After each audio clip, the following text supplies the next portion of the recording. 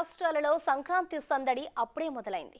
ఆరు బయట ముగ్గులు, గొబ్బెమ్మలతో సంక్రాంతికి స్వాగతం పలికేందుకు తెలుగింటి ఆడపడుచులు సిద్ధమవుతున్నారు. ఇక సంక్రాంతి అంటే ముందుగా గుర్తొచ్చేది గంగిరేట్లు, డూడు బసవన్నలు ఇంటి ముందుకు వచ్చేందుకు రెడీ అవుతున్నారు. అత్యంత సుందరంగా అలంకరించిన గంగిరెట్లు సన్నాయి రాగాలు, డోలు సరదాలతో అందరికీ మంచి జరగాలని